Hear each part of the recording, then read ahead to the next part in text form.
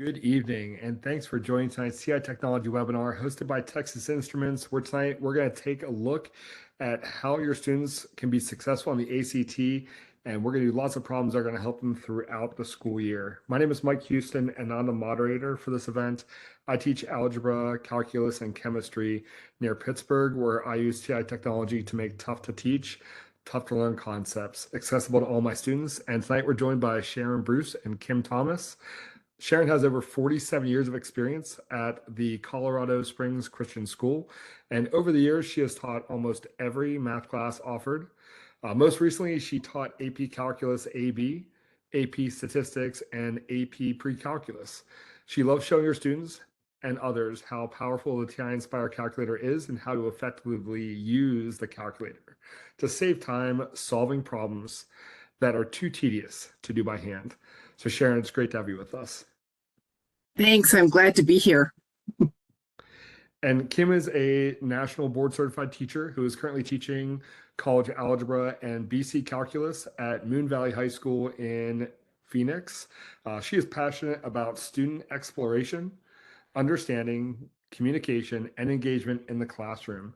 And as a fun fact, Kim is on a mission to ban the word over in math class unless the intended meaning is a physical placement. So I like that, Kim. I'm with you on that. Thanks for joining us.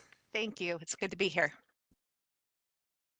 And Kim, keep talking. What are we going to do tonight? All right, so we've just done our welcome and our introductions and all of our other little administrative tasks. But today's purpose is to look at the ACT testing structures and approved calculators and what we're going to do with those approved calculators. So we have a list of a whole bunch of skills we're going to go through that are going to start with substitution, composition, using lists, talking about some geometry, talking about the solver, and then at the end, just like getting ice cream for dessert in this hot weather, there will be a webinar drawing. Thanks so much, Kim. And Sharon, can you talk through our expected outcomes? So first of all, we want to be able to, I can teach students specific ACT test taking strategies for success. I can apply a variety of calculator skills to solving problems in preparation for taking the ACT exam. And I can connect calculator skills to concepts that teach in preparation for the ACT exam. Perfect. Thanks so much, Sharon. So tonight, many of you realize we're going to be using that chat window to send general messages. It's great hearing where everyone's joining us from. That's always one of my favorite parts of these webinars is just how far we're able to reach with them. So keep letting us know where you're joining us from that chat window. If you have questions for Sharon or Kim, feel free to use that chat window, or there's also a Q&A window on the right side of your screen that you can use as well. As a last reminder, this session is being recorded, and we'll provide a link, the event certificate of attendance at the conclusion. So Kim, it's all yours. All right.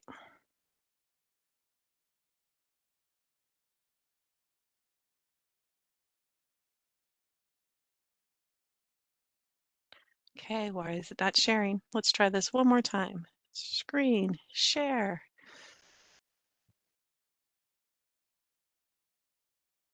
All right, the third time is the charm, right?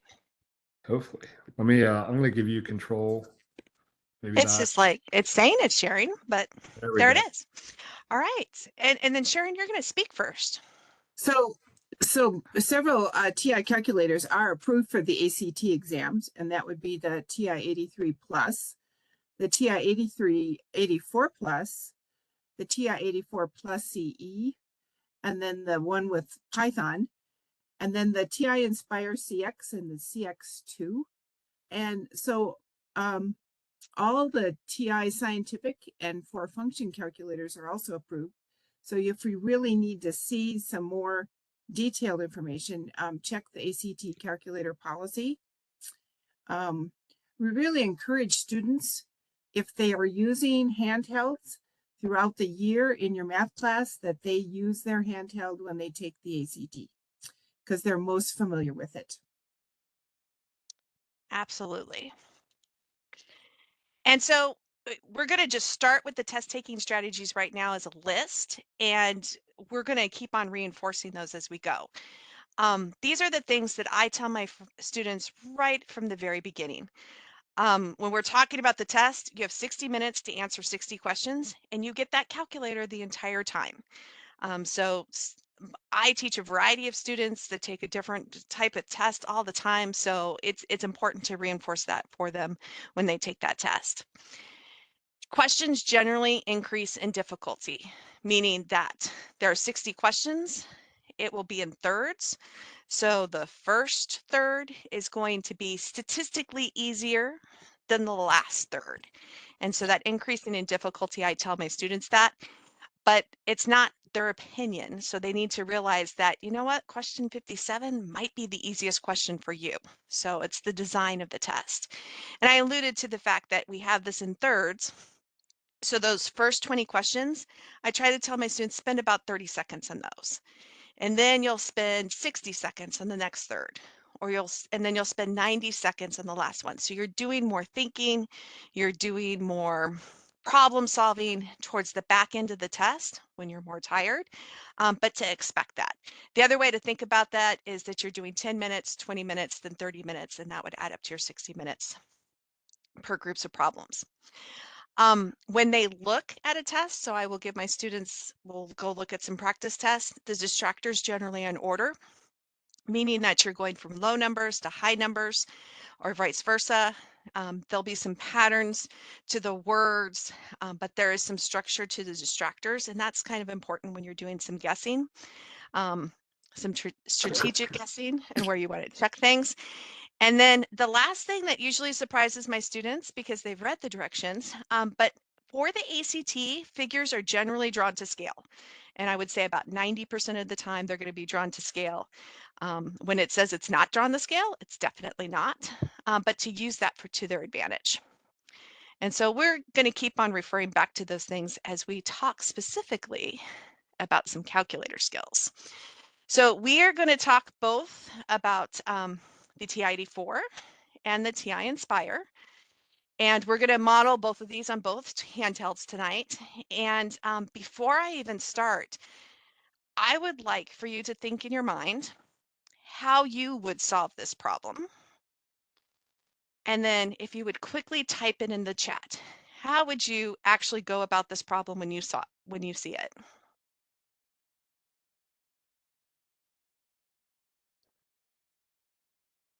And Sharon, what kind of answers are we getting here? So some of them are using the numerical solver. Okay. Some of them are solving for X. Okay. Some are doing inverse operations. All right. Add X, add 11. So it looks like just, algebra. Okay. So one thing that I want everyone to kind of think about as we start this this webinar here is stop being a math teacher. So when I do test prep with my students, I tell them it really pains my heart right now to really say this, but I want it to be quick. This is a time test. I am not giving this time test to you, even if I am the test proctor. It's not my test that's going in the grade book. And so I'd like you to get the answer the best way that you can get that to be accurate and to with speed. So I've changed the rules compared to my classroom. For some of my students, especially my calculus students, doing algebra is the way to go. For some of my other students, maybe using this tool is the way to go.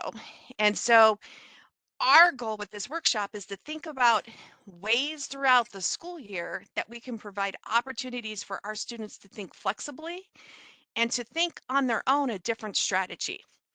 And so, yes, we can solve this answer. I'm sure you all have the answer right there in your head.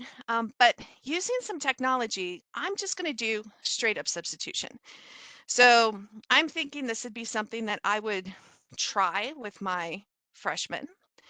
And so I am going to take these choices and substitute it in for X. I'm going to start with -4.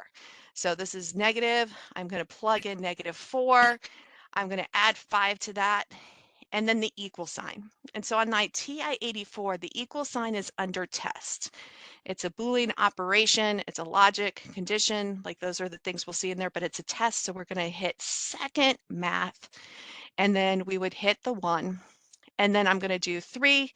And again, with my beginning algebra students, I want them to substitute these values in there. So this is something I could teach them when I check my answer. This is something I have my upper level students too. Sometimes we can check our answer. And if this was the correct answer, I would hope to get a true statement. What's going to happen on the 84 though, is I'm going to get 0 for false and I'm going to get 1 for true. And so -4 did not work for this particular problem. But I could then go and check some other things. So what I would do on my 84, if I was taking this test and I was really using the strategy, I would go up and I would copy things down.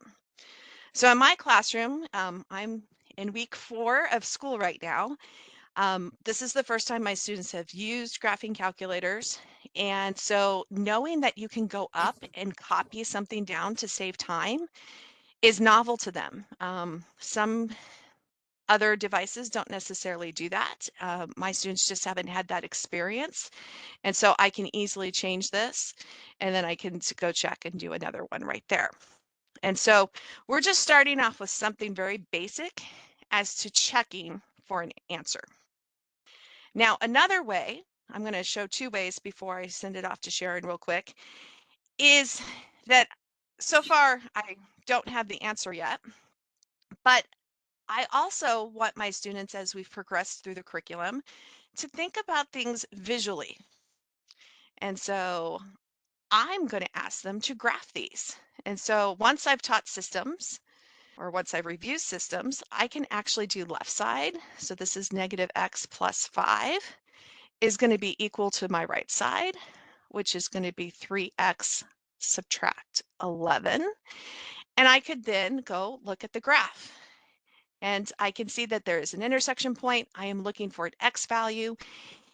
And for the ACT, I'm going to stop there. I'm not going to ask my students to use second calc and find those intersection values. Even though if I was in a class, that would possibly be one of those things, because I already know from our answer choices here that one of these is a nice, beautiful integer answer. I can just gauge right now, it looks like it should be at 4, right? So that's just something to kind of think about. What I've learned after doing a lot of ACT prep the past couple years, because I live in an ACT test state, I live in an ACT test. Sometimes I live in the ACT test during that time, but I live in an ACT state. So when I'm doing a lot of test prep, what I've learned that will help my students do this a little bit quicker is that I teach them from the very beginning of graphing is I am going to go into Zoom and I'm going to square up my window, number 5. That's one thing I want to do. I'm not going to do that yet. And I also encourage them to keep the grid on for their ACT because they're not going to be looking for 2.386 as an answer. So I'm going to go into second format on my 84. And on my 84, I really like the grid lines. So I'm going to hit the grid line. And I'm okay with this medium gray. I'm happy with my axes being black. But I will tell you, I am preferential to this teal blue for the border. So I'm going to change that for the webinar at this point. And I'm going to hit enter. I'm going to look at that graph. I can see where this is at 4. But I've also taught my students to square up that window a little bit. So sometimes pictures look the way they should. So Sharon, do you want to show us how that will look on the Nspire? Okay. Let me get. So we're going to do the Yeah. same question, but with the Nspire. So I'm on a calculator page and I've typed in -x plus 5 equals 3x plus 11. And I'm going to use a feature called given or such that. And if you go to control and equal, you will see this vertical line right here. And I can just put that vertical line in. And then I can say x equals -4. And when I hit enter, it says false. So just like on the 84, I can walk up and I can enter and I can then change that to a -2. Whoops. It should, I guess I should have, well, It sorry. double negated that. Yeah. So, but the other thing that's really helpful here that most of my students aren't aware of is that I can put a list of values in here. So let me backspace and I'm going to do a control right paren to get a brace. And I'm going to just list the values. So I'm going to go -4, whoops, -4, and I put a comma, -2, -1. I'm just listing the options. Oops. You put an extra comma Yeah. there. And 4. So this is a list of values, and it's going to go through and check them all at once. And then I can just hit enter, and you'll see it says false, false, false, false, true. So I know that 4 works. So it really saves having to go up and copy and change your X values. If you have a lot of places where you have multiple values of X, it's really kind of nice to use that set notation just to be able to do them all at once. So are there any questions in the chat that we need to address, Kim, before you take over? No. And do our next problems? Did you want to show the graphing on the Nspire too, or wait on that? I can wait because I think Okay. our next problem will have some graphs on it. That is perfect. So we are going to go on to the next one. And things that I did see in the chat is that I saw that we could solve, we could check all the values, which we've done, use a solver, and definitely do some graphing. And some of those skills we're going to keep on building on right here. So as we're moving on to this one, my challenge is to everybody is to think about when you would use the skill of checking all of your values in your calculator, and how can kids practice that skill as they move forward. So this is question 21 here. And so this is Can I now in the interrupt you for a second part. second? Absolutely. I noticed in the chat, somebody asked how I got the braces. It's a control and it's a right paren.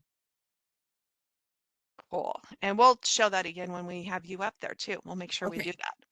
Okay. Yes. Sorry.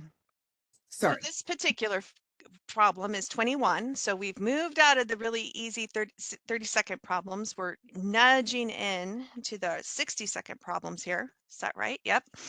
And so for this one, we have an f of x, we have a g of x, and we want to know what f of g of -3. And so definitely thinking about, as a math teacher, I want to do composition, but how can we check that with a graph? And so when I first teach this, I'm not showing the calculator skill to my students, but as I reinforce it, when I go back and talk about inverses and everything else, I will use this. So there's a couple of different ways to do it. I'm going to just go into my graphing. So I'm going to go into y equals, and I have these graphs from my previous problem. And so in the 84, I need to clear those out. So I'm going to just clear them out so that there's no clutter on my screen.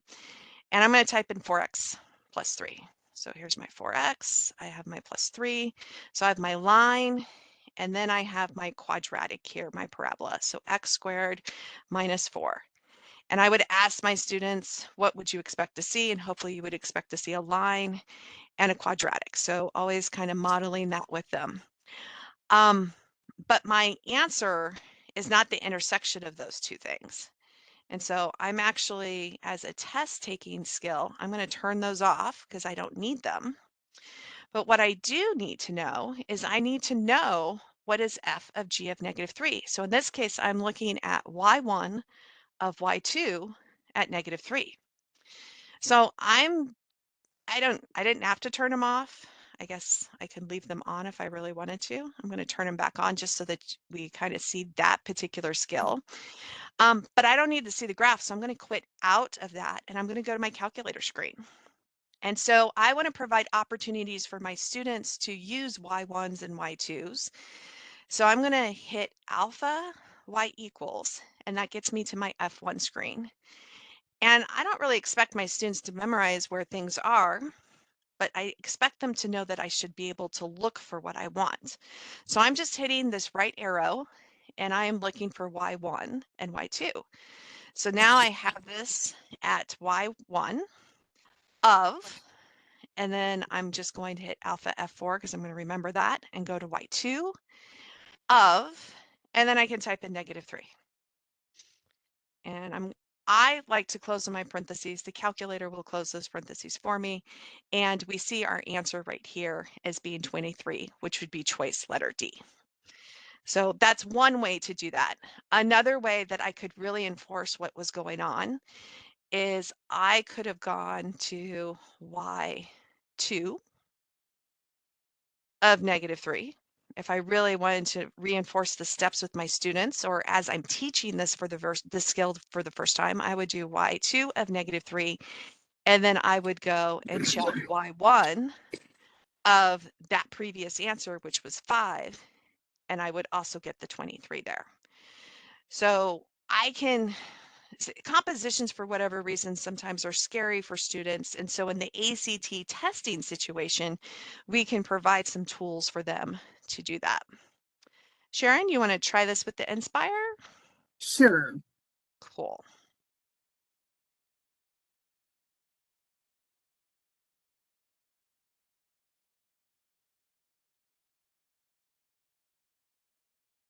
So one of the things that I do when my students are doing a test like this is I have them insert a problem whenever they're getting a different problem to work on. And to do that, I just go to doc, the doc key, and it's number 4. It says insert, and it says problem. And you'll notice that it will let me add whatever I want to. When I add a calculator page, it now has a problem 2.1. The advantage is anything that I did in problem 1, if I saved anything or calculated anything, it's now like a blank sheet of paper. The calculator doesn't know it exists. So I don't have to try to think, oh, I already used f of x. I need to use h of x now or something. So I just have them get a new problem and do it on a new problem page. So I started this for this problem, and I'm going to do an f of x, and I'm going to define it. And the definition is a control, and it's the math templates button. See where it says colon equals right above it in blue, right here? That's the define. Now I can get it with the menu, but it's just much easier to do a control math templates. And I'm going to type in 4x, to do it here, plus 3. And I can hit enter and it'll say done. And then I can say g of x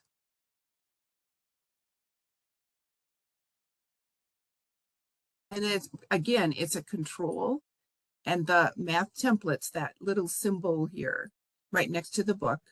And you'll notice it says a colon equals. I tell my students that's a becomes, and that's how the calculator interprets the colon equals. It says g of x is going to become x squared minus 4. And I can hit enter. And now I can just go f of, so do my parentheses, g of x. Oh, I don't want x, sorry. I want -3. And you'll notice that the f and the g are bold, and that's to tell you that the calculator has a definition stored in its memory for f and g. So when I hit enter, I get 23. So again, I could do g of -3 and get the 5 and then work my way out and do f of 5 and get my 23. If by chance I do f of g of x, see what happens.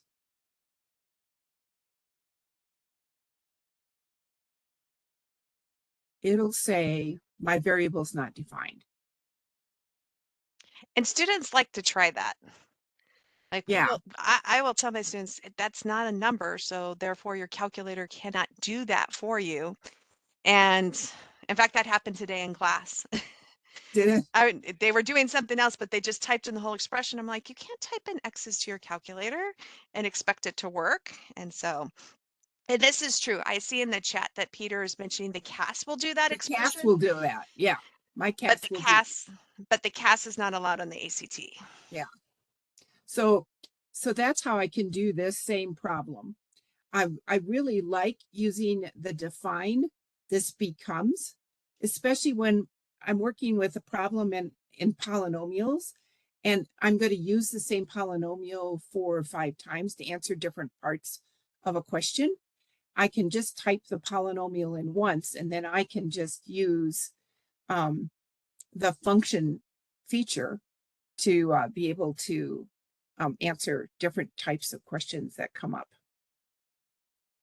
Yes, that makes it a lot easier for kids. So are we ready for the next question, or do we need to answer? I think we are. Let me just check. I had one student use CAS in the SATs. And so that is something, so at the very beginning, I did say, I have lots of students taking lots of different tests. In fact, I had a student take the SAT this weekend. The CAS is allowed on the SAT, but it's not allowed on the ACT. And so that's something, I am a CAS teacher. So that's something I just have to always make clear to my students when they can and when they can't. Yeah, I have the same issue. And so this is still a composition of functions problem, but what do you notice? What's different here? And I'm going to go ahead and let you guys type that into the chat. What is different? And thinking through, what could we possibly change?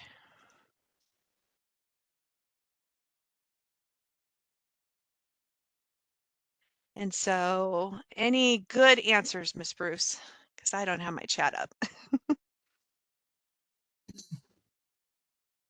What did they notice? There's a range of input values. Ooh, there's a range of input values. Yes, with that x is greater than or equal to -4. Okay, what else? The choices, it's not just a single number, it's a function. Yes. So, and did anybody mention that we're kind of increasing in our difficulty here? We're on number 42. So that is something when I am doing test prep with my kids, when I'm really doing test prep, or even if I were to give a mock ACT problem, if I have a worksheet, I will still number this 42. I'll say ACT prep, this is number 42, so they understand that level of difficulty. And so I'm practicing that throughout the whole year. Believe it or not, there are some things we can do with this, and it kind of goes back to that thinking visually about things. So I am going to put my F, my line, in Y1, and so there's my 2x. I'm going to put my square root function into G. So there's my x plus 4. And it's multiple choice. So if this was in my classroom, this would not be a multiple choice question. Mainly because if I have some calculator tools here, I want them to do the math for me as opposed to picking a correct answer. And so in this case right here, I'm really not super concerned about the line and the square root function. I can see that. I can prove, I do teach some of my students to check this to make sure that they typed it in correctly, because they should be expecting something to go through the origin and they should be expecting that square root. But then I tell them, for the answer that you're looking for, you want to turn off those functions. And then over here, we're going to do y1 of y2 of x. So I can graph those. So I'm going to do y1 of y2, just like I did with the previous problem. And this time we can graph with our of x. And there's the answer. Now the catch is now I have to go back and check which one of these will work.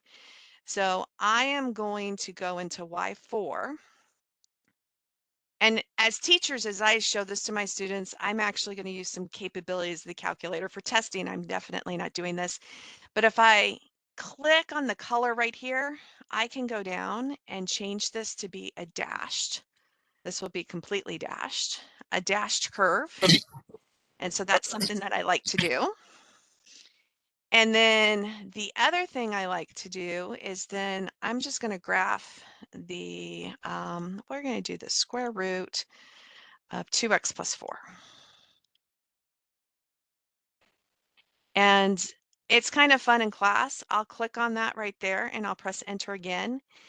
And this one right here, I was always taught this was a ball and chain from way, way, way back when I started using the 83s. And this one will kind of trace over. So now when I hit my graph, you can see that it's not quite it. So that wasn't my correct answer there. So this would be one, it's still time consuming in the sense that we're going to have to check all the answers if we're not doing the math. But we can also see structure in our answer choices because we see one has a 2 outside, we have one C with the 2x. So we can kind of guess from the middle up, the middle down. They probably have a good handle of what it should be. Just even looking at this picture, if they know their parent functions, where they might want to go. But I'm going to let Miss Bruce here show us the correct answer when she does this on the TI-Nspire.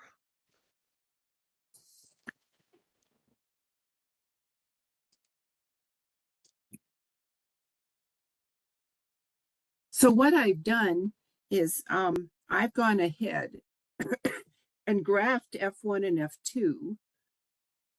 And like Kim did, I'm going to turn those off by just unchecking and work my way down. And I'm going to uncheck F2.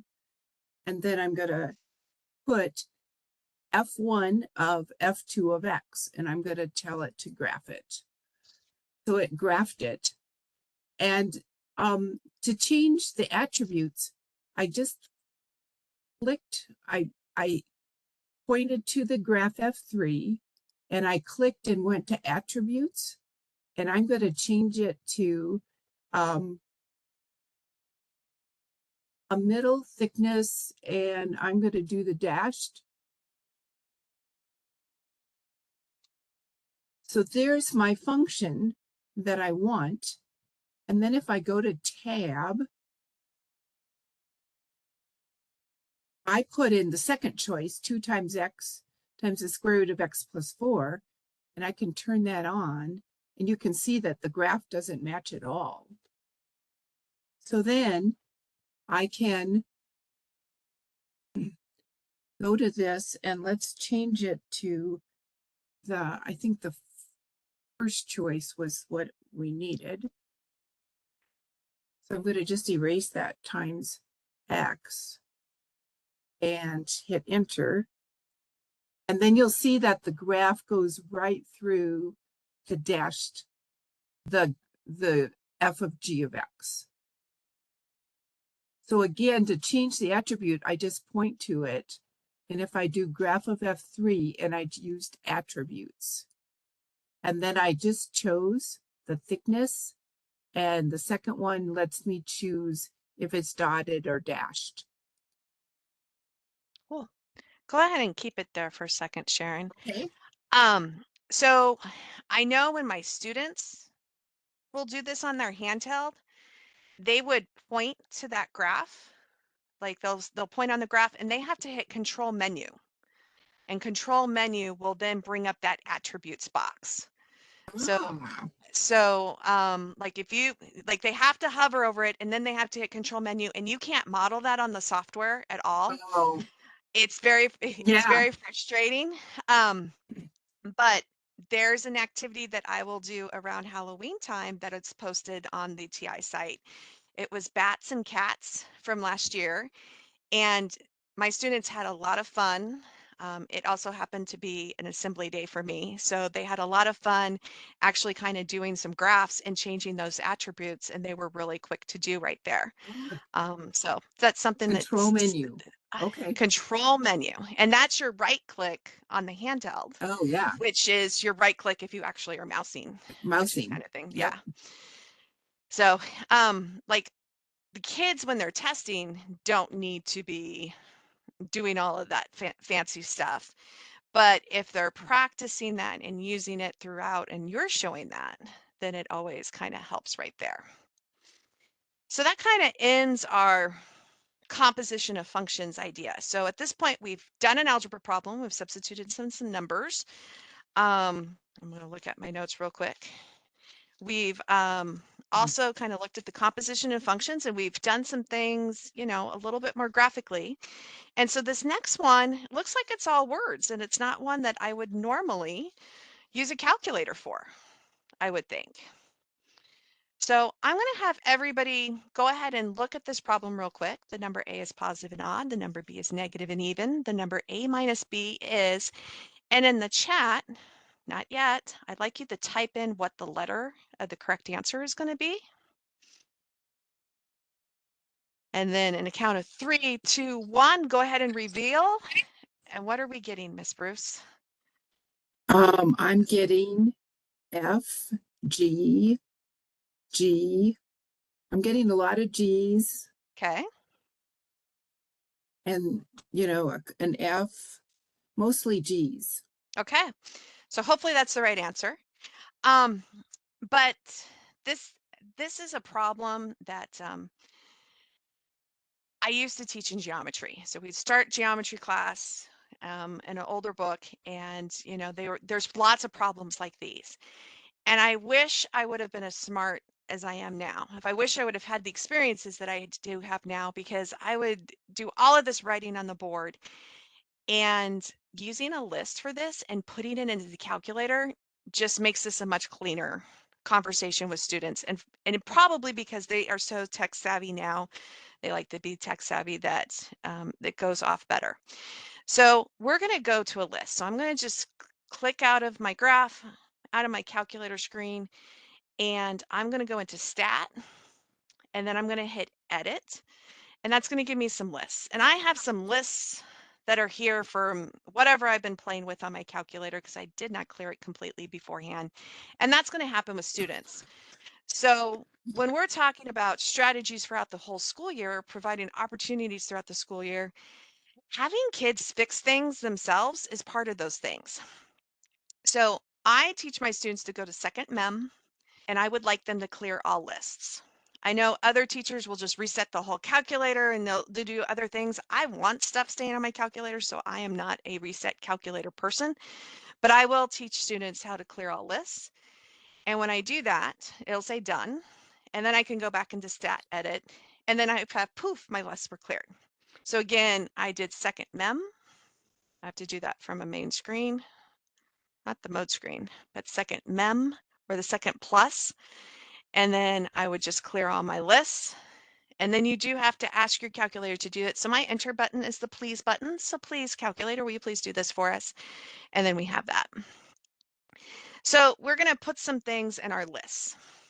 And so in list 1, I'm going to think of that as my A. So A is positive and odd. So I need some odd numbers. So I'm going to do a 1, I'm going to do a 5, a 9, a 13, and a 7.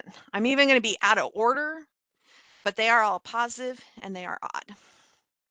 And I just picked 5 numbers for this conversation. My list 2 is going to be my number B, and it's negative and even. So I'm going to pick -2, -10.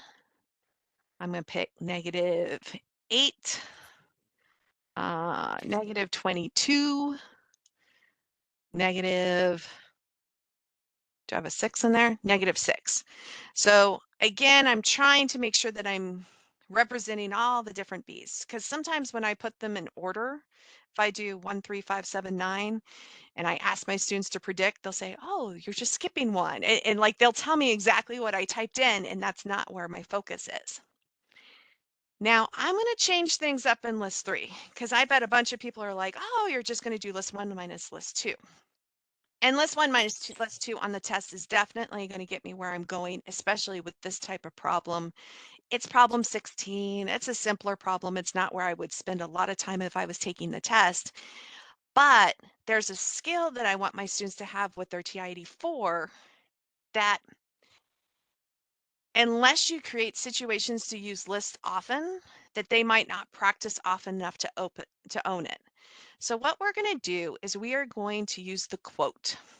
The quote is above the plus sign. It's green, so I'm hitting alpha plus.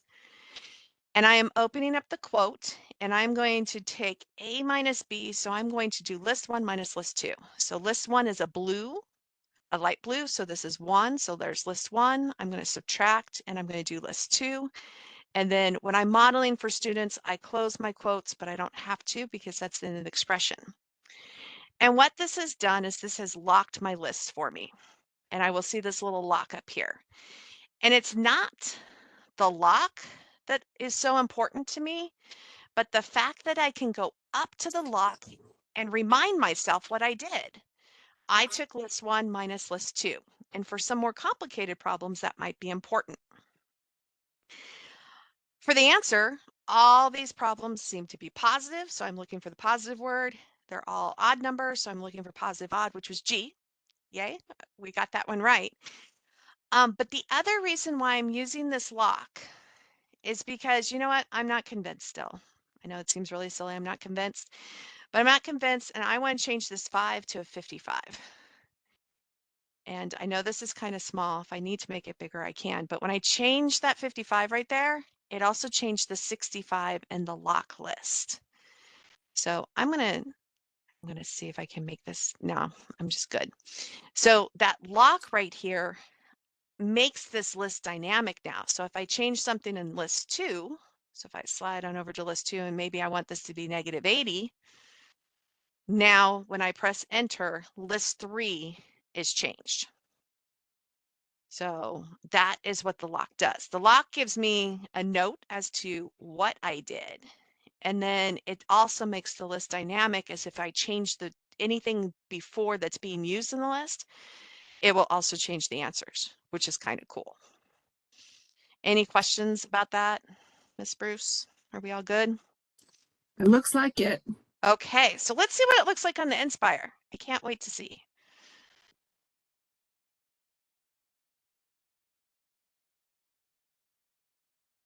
So I already listed my values in A and B. So I added, you'll notice I added a new problem. So it's 5.1.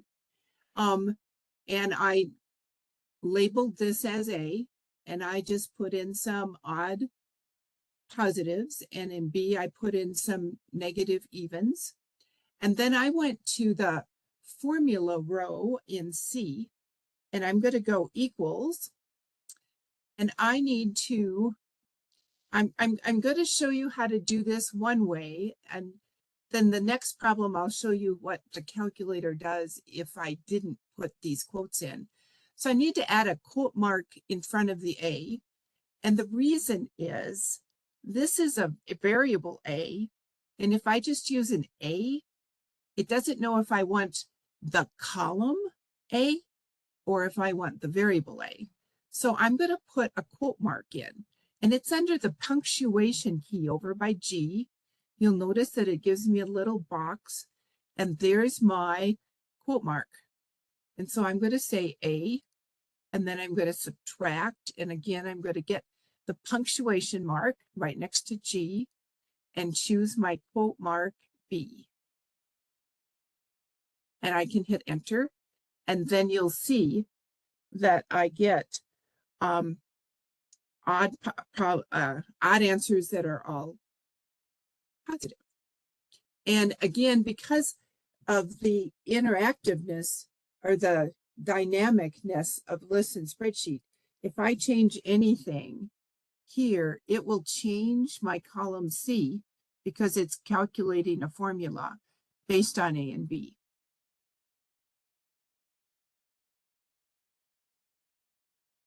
Very cool. I think that. Now, can you remind me one more time, why do I need the quote? Well, so I'm going to go to here. I'll just do an equals Okay. and I'll go A minus B. Oh, and those are like bolded. Bolded. Gotcha. So if I hit enter, see where it says a conflict is detected? Yes. Because it doesn't know if A is a column or a variable. And so I tell it, oh, I want this to be a variable reference, not a column. And then it'll do the same thing for B. Gotcha. So that's why the quote mark is needed. But Cool. you'll notice I typed A minus B. And once I told it was the variable, it put a quote mark in front. Right. So if we saved it, if we named our list differently, we could have avoided Right. that. But Yeah. it said A in the question and B in the question. Now there is a question in the chat. Can you show us how you add a new list and spreadsheet page just from where Sure. you're at? Sure. I went to, I usually do a control doc Mm-hmm. or where it says add a page. So I do a control doc and then it's number 4, add a list and spreadsheet. And that You was my notice that it first put activity. 5.1, 5.2. So it will still know if I go right here and I type A, it copied the list from the page before. Very cool. Because it just it's in the same problem. So it remembers what variable A is. All right, we have another suggestion here, and this is way old school Inspire, but I've been using it recently. Will you hit Control I from your computer keyboard? Yep. It will do that way, and the kids do that as well on their keypad. So as Sharon's doing that on her typing keyboard on her computer, the kids can do Control I, and it will bring things up. Yep. And it will do it that way. And then you can, there's like 5 ways to do something on the Yeah. Inspire. And so I always challenge students, tell me a new How way many that I different don't ways can I know. get at a new page? Yes, so that's good. All right, and there's that. Okay, so we're gonna do another list problem. And so here it is.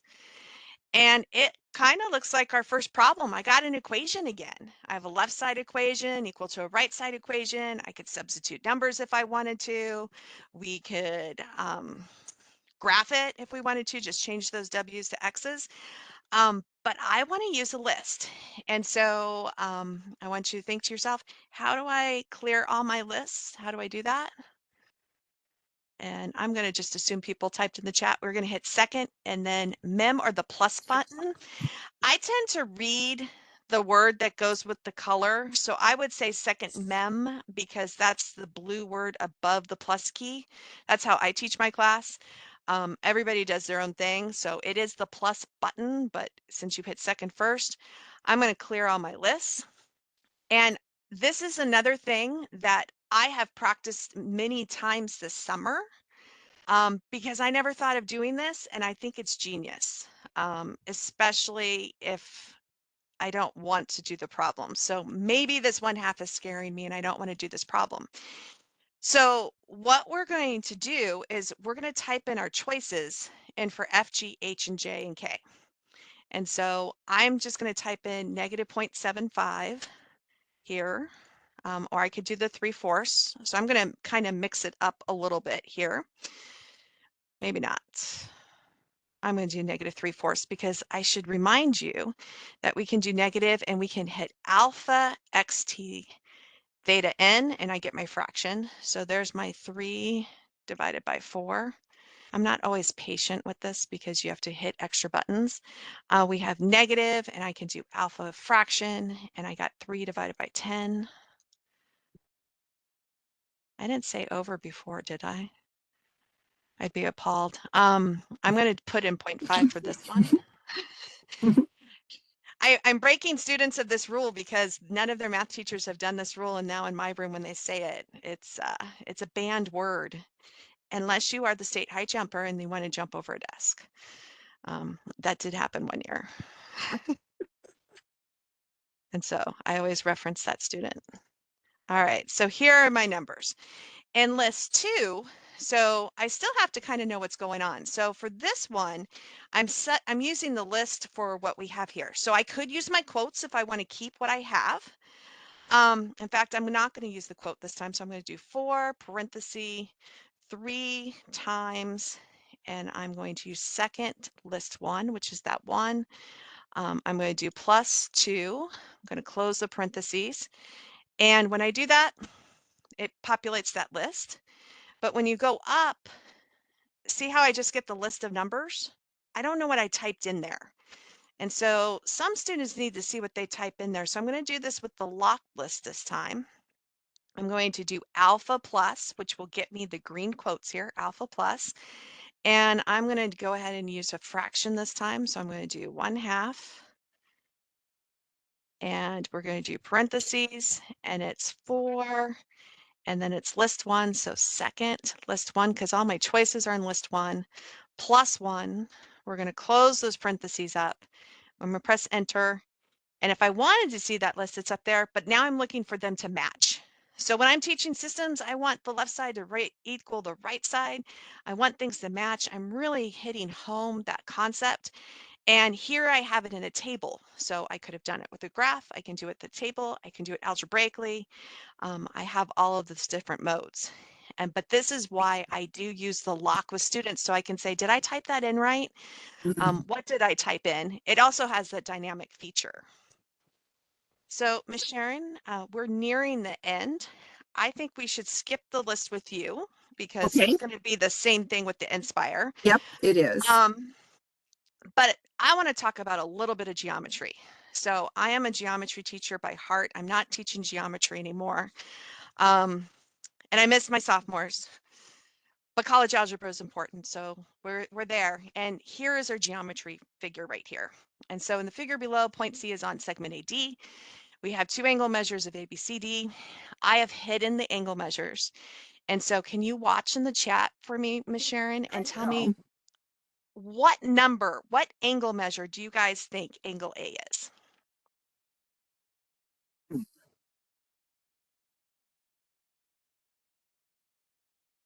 What things are they telling us? 60, 45, 70, 60, 60, 60. Okay, see lots of 60s here, right? Yep. So students do not get a protractor. So they do not get a protractor, but I did cut out a protractor, put it onto my PowerPoint to the best of my ability with all of my little wiggling and stuff. And it's 65, guys. So that's 65 degrees. So we have some good estimators of angles. That's a skill I teach with my students. I will tell you, if you take a corner of a piece of paper, you can start judging from 90. If you take your paper and you fold it in half, you can start judging from 45. How about angle B? What do you think angle B is, everybody?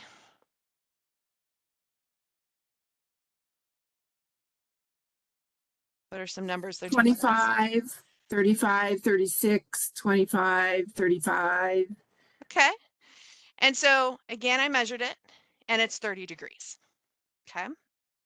So we had a 65, we have a 30, and the question asked for the angle BCD. Now for the ACT, you don't have to read all the words in the geometry unless you need to.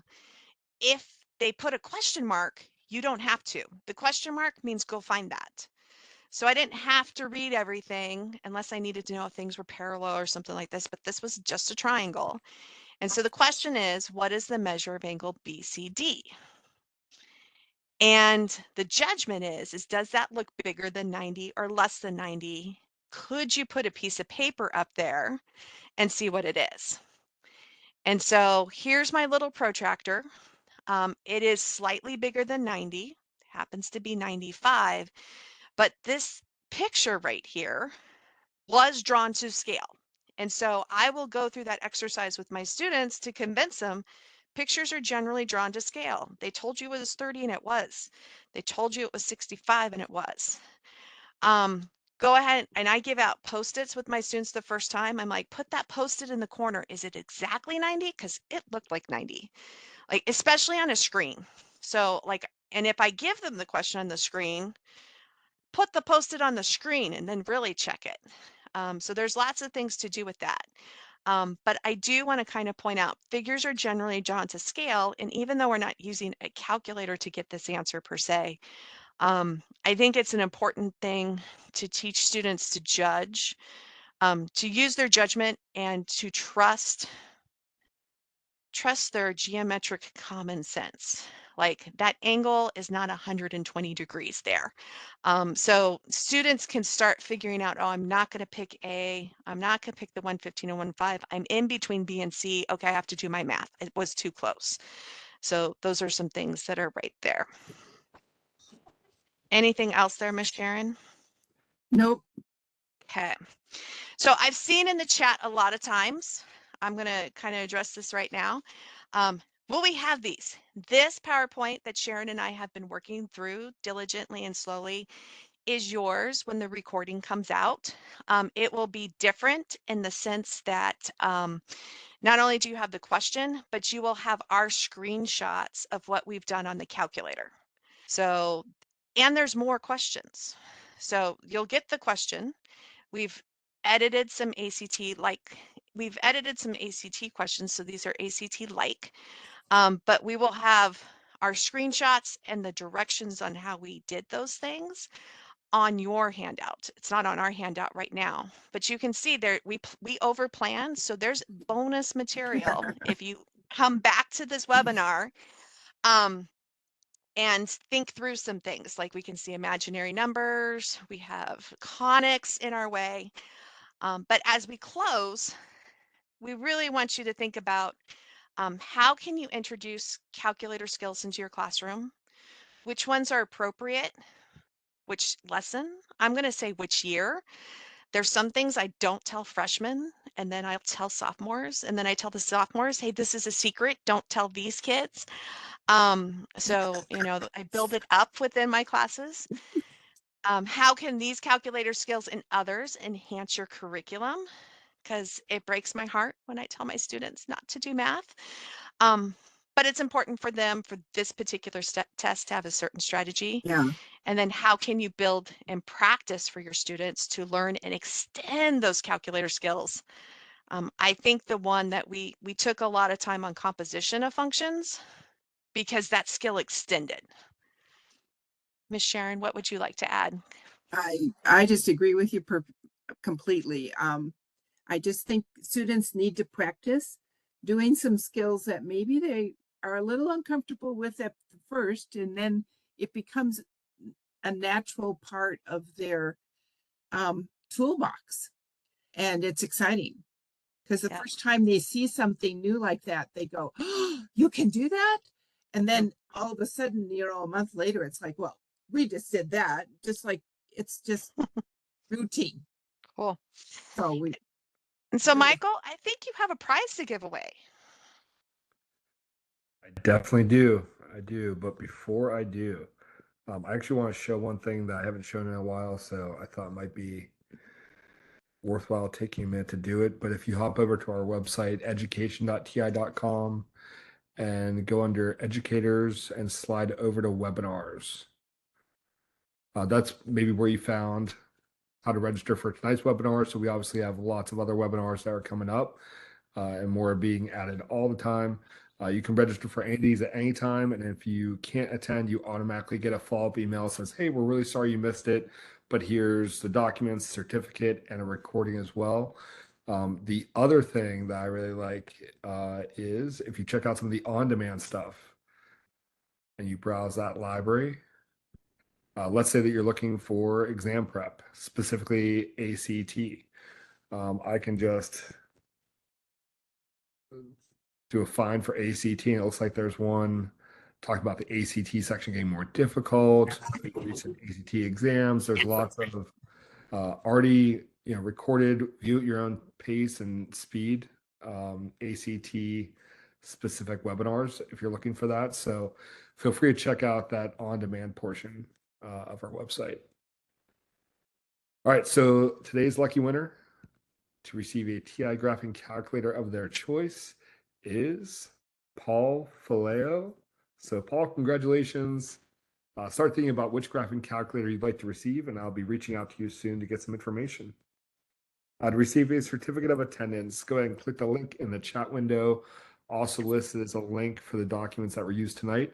And if you miss it, or if these aren't working for any reason, just hang tight. You'll automatically get that follow-up email, which will have links to the certificate, the documents, and the recording as well. And if you watch this on demand, go ahead and type that into your favorite browser to receive your certificate.